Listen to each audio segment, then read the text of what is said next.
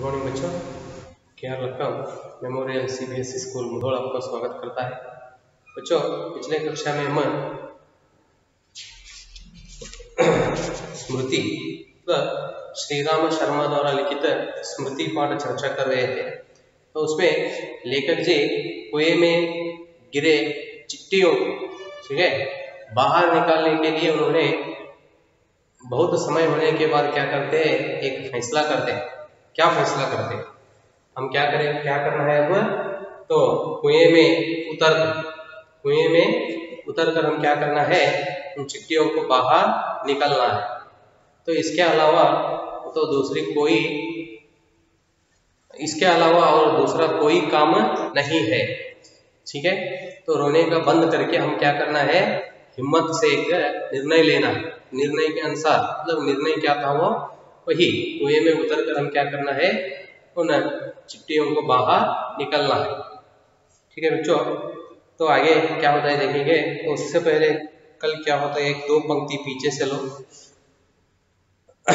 विश्वास यह था कि डंडे से सांप को पहले मार दूंगा, तब फिर चिट्ठियां उठा लूंगा। बस इसी दृढ़ विश्वास के बूते पर मैंने कुएं में घुसने की ठानी। तो इस तरह एक दृढ़ विश्वास मतलब दृढ़ संकल्प करके उन्होंने क्या किए, कुएं में उतरने का निर्णय लिए। आइए बच्चों देखेंगे आगे क्या होता है। छोटा भाई रोता था, ठीक है, और उसके रोने का तात्पर्य था कि मेरी मौत मुझे नीचे बुला रही है। लेखक जी के छोटा भाई उधर बैठकर वो क्या कर रहा था, रो रहा। तात्पर्य मतलब उसका अर्थ, वो क्यों रो रहा था। तो रोने का अर्थ यह था कि लेखक जी कहते हैं मेरा मौत मुझे नीचे बुला रही है। मौत मतलब मृत्यु। ನನ್ನ ಸಾವು ನನ್ನನ್ನು ಕೆಳಗಡೆ ಕರೀತಾ ಇದೆ ಅಂತ ಹೇಳಿ ನನ್ನ ಸಹೋದರ ಬಹಳ ಅಳ್ತಾ ಕುಂತಿದ್ದ ಅಂತ ಹೇಳ್ತಾರೆ। बुला रही है, यद्यपि वह शब्दों से न कहता। ठीक है, यद्यपि मतलब इतना हुए तो भी उन्होंने उसे शब्दों में व्यक्त करने के लिए तैयार नहीं थे। ठीक है, शब्दों से न कहता था। रोने से उन्होंने समझा रहा था। कौन? छोटा भाई। उसे मन में क्या वह विचार है, क्या दुख है, उसे शब्दों में समझाने के लिए उसे नहीं हो रहा था, इसलिए जोर से रो रहा था। वास्तव में मौत सजीव और नग्न रूप में कुएं में बैठी थी। नग्न मतलब नंगा बोलता है ना, ठीक है, बिना कपड़े से, तन पर मतलब शरीर पर बिना कपड़े से, नग्न नंगा। वास्तव में मौत मतलब मृत्यु सजीव और नग्न रूप में कुएं में बैठी थी। पर उस नग्न मौत से मुठभेड़ के लिए मुझे भी नग्न होना पड़ा। नंगा, नग्न मतलब मुठभेड़ मतलब सामना करना, लड़ना। मौत कहाँ बैठ गया है? कुएं में। वह मुझे मेरी इंतजार कर रहा है, मौत है ना। तो उस मौत के साथ में अब क्या करना है, लड़ना है, युद्ध करना है। वह नग्न रूप में नंगे होकर, ठीक है, नग्न रूप में उधर बैठ गया है, तो उसके साथ लड़ने के लिए मैं भी कैसा नग्न होना ही पड़ा। छोटा भाई भी नंगा हुआ।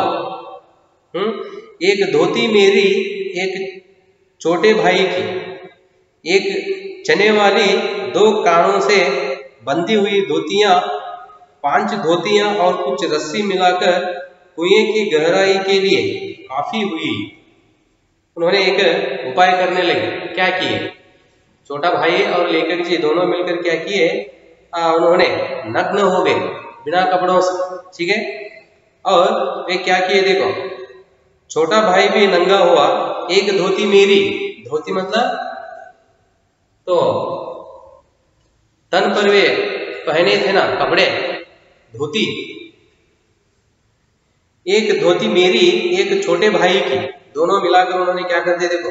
एक चने वाली मतलब इन्होंने जाते समय माँ चने बांधकर और एक धोती में चने बांधकर दी गई थी, एक छोटे भाई का, एक लेखक जी का, और वो एक धोती, चने की एक धोती। दो कानों से बंधी हुई धोतियां, 5 धोतियां और कुछ रस्सी मिलाकर, ठीक है, रस्सी मिलाकर कुएं के गहराई के लिए काफी हुई। काफी मतलब बहुत ज्यादा। इन्होंने क्या किए, एक एक धोती को गांठ बांधी।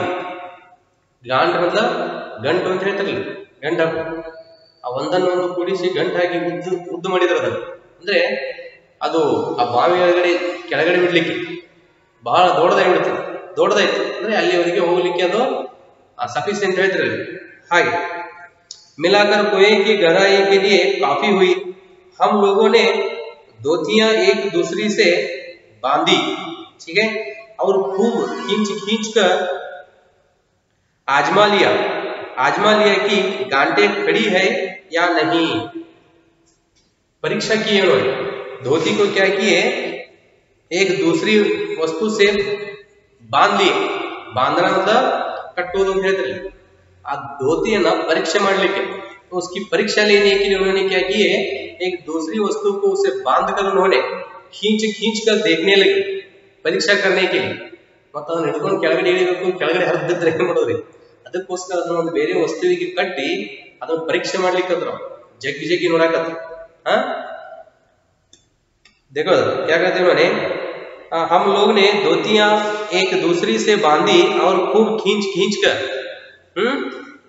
आजमा लिया कि गांठे खड़ी है या नहीं। ಅಂದ್ರೆ ಅವು ಕಟ್ಟಿರ್ತಕ್ಕಂಥ ಗಂಟು ಬಿಗಿಯಾಗಿವೆ ಅಥವಾ ಇಲ್ಲವೋ ಅನ್ನೋದನ್ನ ಪರೀಕ್ಷೆ ಮಾಡಿದ್ರು ಜಗ್ಗಿ ನೋಡಿ। अपनी ओर से कोई धोखे का काम न रखा, मतलब हमसे तो गांठे वो ठीक तरह से नहीं होते, उधर क्या होती है, हमारी गलती होती है, ठीक है। तो इस तरह सोचकर उन्होंने, हमसे कोई धोखा न होना चाहिए, वही कहते हैं उन्होंने, अपनी ओर से कोई धोखे का काम न रखा। धोती के एक सिरे पर डंडा बांधा। सिरे पर मतलब पल्लू बोलते ना, पल्ला ಒಂದು ಸೀರೆ ದಂಡೆ ಅಂತ ಹೇಳ್ತಿರಲಿ ಕಿನಾರ। तो एक सिरे पर ಒಂದು ತಲೆಯ ಕಡೆ, धोती के एक सिरे पर डंडा बांधा, लकड़ी, और उसे कुएं में डाल दिया। ಧೋತಿ ಬಟ್ಟೆ ಒಂದು ಕಡೆ ಮೂಲಿಗೆ ಏನ್ ಮಾಡಿದ್ರು ಅವರು, ಆ ಕಟ್ಟಿಗೆಯನ್ನು ಕಟ್ಟಿ ಅದನ್ನ ಬಾವಿಯೊಳಗಡೆ ಬಿಟ್ರು। बांधा और उसे कुएं में डाल दिया।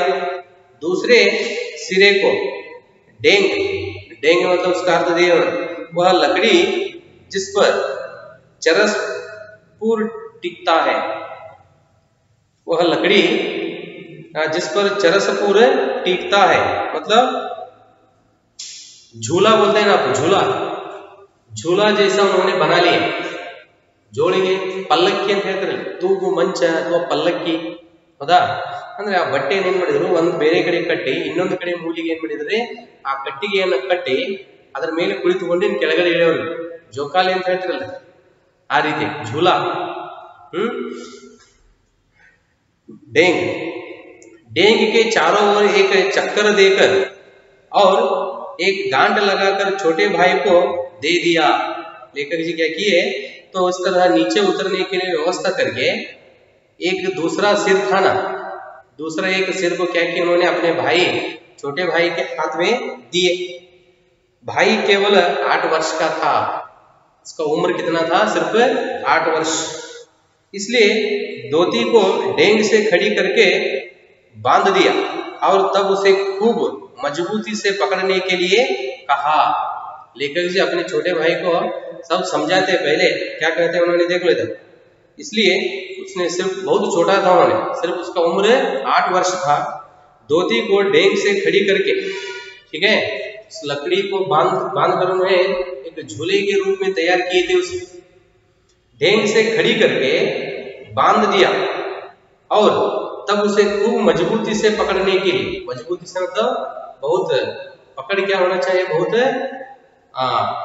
शक्ति से पकड़ने के लिए, मतलब उसे बहुत पकड़ क्या होना चाहिए, ढीला न होना चाहिए, ಅಂದ್ರೆ ಹಿಡಿತ ಸಡ್ಲ ಬಹಳ ಗಟ್ಟಿಯಾಗಿ ಇರಲಿಕ್ಕೆ मजबूत से पकड़ने के लिए कहा।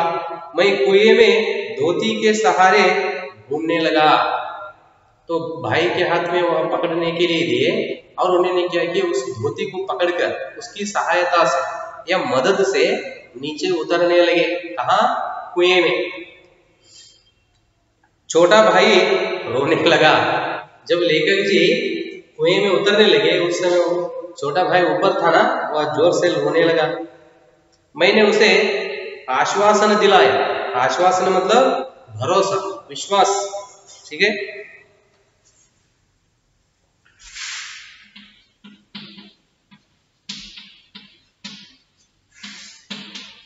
भरोसा या विश्वास, ठीक है।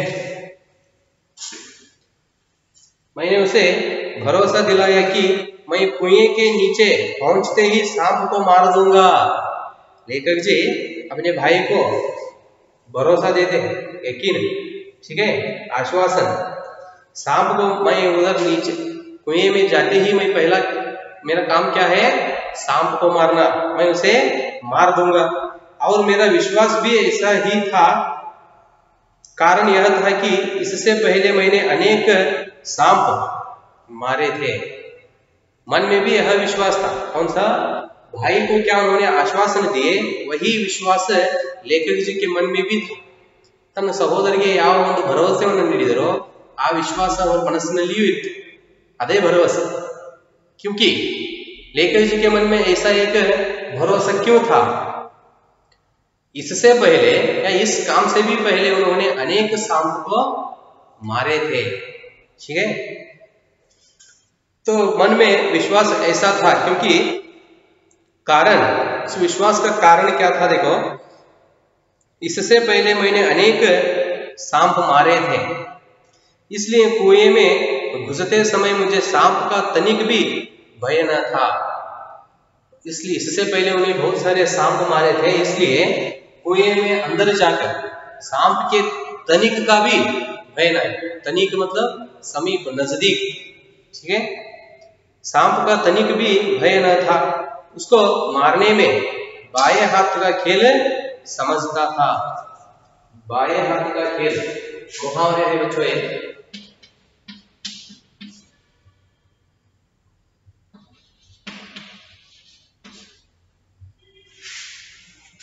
बाएं हाथ का खेल मुहावरे। अर्थ क्या होता है? बहुत आसान काम।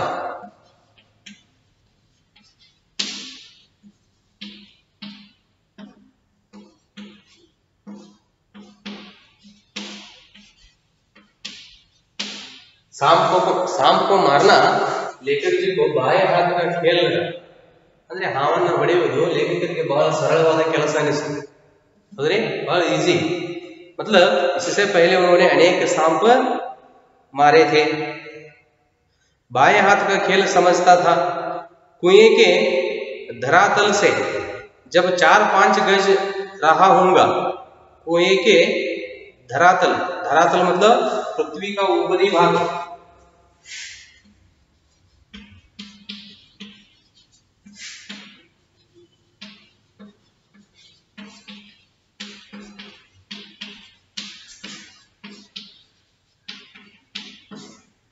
कुएं में उन्होंने उतरने लगे, ठीक है। तो उस कुएं के ऊपरी भाग पृथ्वी, धरातल मतलब, ठीक है। अब इधर से उन्होंने नीचे आ रहे हैं, ये क्या है? ऊपर कुएं का मुंह है, नीचे उतर रहे हैं, ये क्या है? धरातल, ठीक है। पृथ्वी का ऊपरी भाग मतलब कुएं में भी, कुएं के नीचे यह पृथ्वी है, इसके ऊपर भाग धरातल, ठीक है।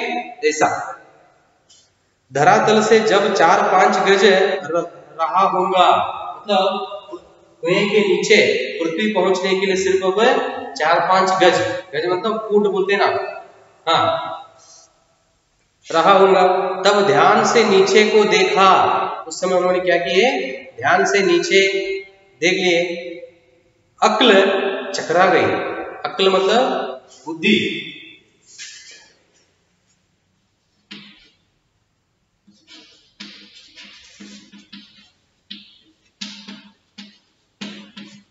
बुद्धि, ठीक है। अक्ल चकरा गई, सांप फन फैलाए, धरातल से एक हाथ ऊपर उठा हुआ लहरा रहा था। देखो क्या कहते हैं, फन मतलब फन दिखता है आपको, ठीक है। फन इसका मतलब सांप के सिर के समीप का भाग,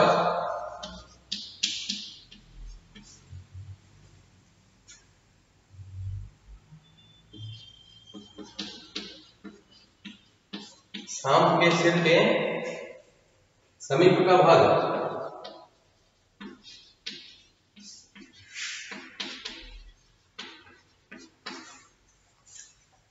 अभी मतलब कुएं में धरती पर उतरने का, कुएं के अंदर धरती पर उतरने का और एक 4-5 पीछ मतलब 4-5 गज रहा होगा, ठीक है, उतना दूर था।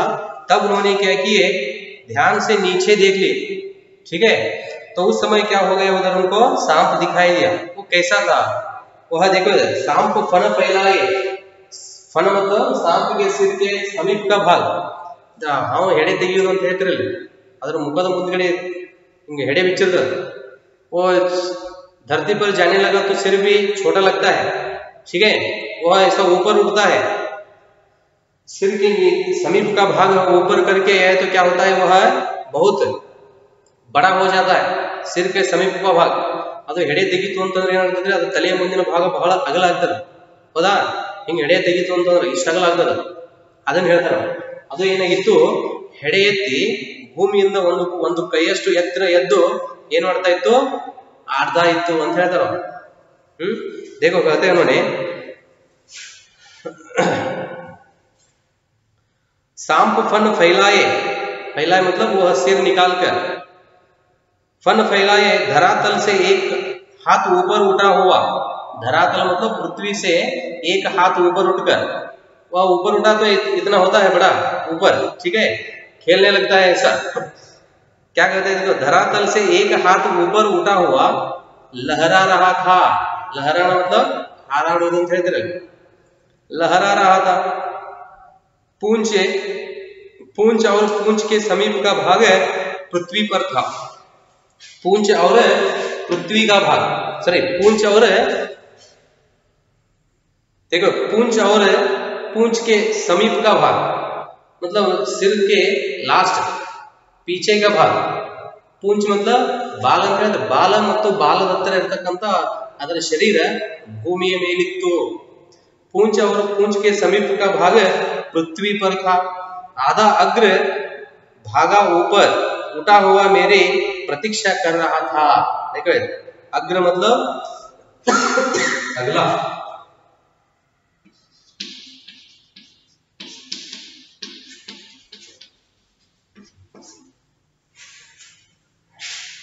तो मतलब आधा अगला भाग, अर्ध ಇನ್ನೊಂದು भाग, आधा अगला भाग ऊपर उठा हुआ, पूंछ और पूंछ के समीप का भाग क्या था, पूरा वह पृथ्वी पर था नीचे, ठीक है। और उससे आधा भाग, पूंछ और पूंछ के थोड़ा शरीर का भाग छोड़कर उससे आधा भाग वो कहा था, पृथ्वी से ऊपर, ठीक है, वह पृथ्वी से ऊपर था। देख लो कहते हैं अग्रभाग ऊपर उठा हुआ मेरी प्रतीक्षा कर रहा था, प्रतीक्षा करना मतलब इंतजार करना, वेटिंग। तो इस तरह सांप उधर बैठकर, ठीक है, कुएं के पृथ्वी पर बैठकर लेखक जी के बारे में इंतजार कर रहा था। नीचे डंडा बांधा था, मेरी उतरने की गति से जो इधर उधर हिलता था। देखो डंडा बांधा था नीचे मतलब उस धोती के एक सिर पर ಅಂದ್ರೆ ಒಂದು ಕಡೆ ತಲೆಯ ಭಾಗದಲ್ಲಿ ಏನು ಮಾಡಿದ್ರು ಅವರು ಕಟ್ಟಿಗೆಯನ್ನು ಕಟ್ಟಿದ್ರು, ठीक है, ऐसा।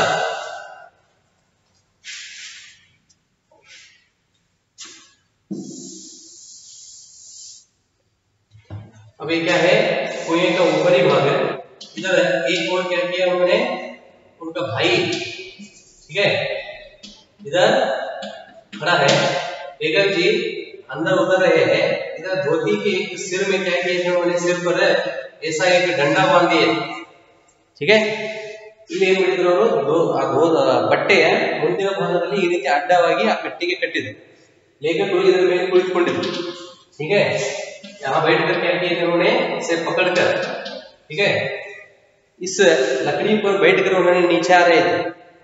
जब इन्होंने नीचे आते हैं यह क्या होने लगा, हिलने लगा, ಅದು ಅಲ್ಲಾಡಲಿಕ್ಕೆ ಶುರುವಾಯಿತು। कहते देखो उन्होंने, मेरे उतरने की गति से जो इधर उधर हिलता था, जब नीचे उतरते हैं वह क्या हो गया, डंडा इधर उधर हिलने लगा। उसी के कारण शायद मुझे उतरते देख सांप घातक चोट के आसन पर बैठा था। घातक मतलब जो नुकसान पहुंचाए, घात करने वाला, ठीक है, उसे, और जो नुकसान पहुंचाए या घात करने वाला, सांप घातक चोट के आसन पर बैठा था। मतलब लेखक जी को चोट, गाय तो कच्च गाय मारो, ठीक है, लेखक जी को वह घाव करने की आसन पर बैठा था। आसन मतलब बैठने की वह स्थान। देखो, संपेरा जैसे बीन बजाकर काले सांप को खिलाता है और सांप क्रोधित को फन फैलाकर खड़ा होता है और फूंकार मारकर चोट करता है, जिस तरह वह बैठ गया था। लेखक जी कहते हैं देखो, संपेरा मतलब सांप को, और रहता है उन्होंने नचाने वाला, सांप को पालते हैं ना लोग, हावाड़ी हावण आडिसोन, तो उसी तरह दूसरे लोग होते हैं बंदर और बालू, इन प्राणियों को नचाने वाला, इवಗಳನ್ನ ತನ್ನ ಒಂದು ಹಿಡಿತದಲ್ಲಿ ಇಟ್ಕೊಂಡಿರ್ತಾನಲ್ಲ, उसे संपेरा मतलब सांप को नचाने वाला। संपेरा जैसे बीन बजाकर, बीन मतलब वो संपेरा बजाता है ना, पुंगी पुंगी, संपेरा जैसे बीन बजाकर काले सांप को खिलाता है और सांप क्रोधित हो फन फैलाकर खड़ा होता है और फूंकर मारकर चोट करता है। ठीक है बच्चों, देखेंगे तो लेखक जी क्या कहते हैं, जिस तरह वो बैठा था नीचे, जब संपेरा बीन बजाते समय वह क्या करता है, अपना पून फैलाकर ತನ್ನ ಏನಿಲ್ಲ ತಲೆಯ ಮುಂದಿನ ಭಾಗವನ್ನ ದೊಡ್ಡದು ಮಾಡಿ ಹೆಡೆಯಂತೆ ಆಡಲಿಕ್ಕೆ ಶುರು ಮಾಡ್ತದ, ಅವನು ಕುಂಗಿ ಬಾರಿಸುವ, उसी तरह वह बैठ गया था। ठीक है बच्चों, देखेंगे आगे का विषय। लेखक जी नीचे उतरकर चिट्टियां लाते हैं या नहीं, या नीचे उतरने के बाद सांप के साथ उनकी लड़ाई जिस तरह होता है, यह सब आगे का विषय हम अगले कक्षा में देखेंगे बच्चों। धन्यवाद।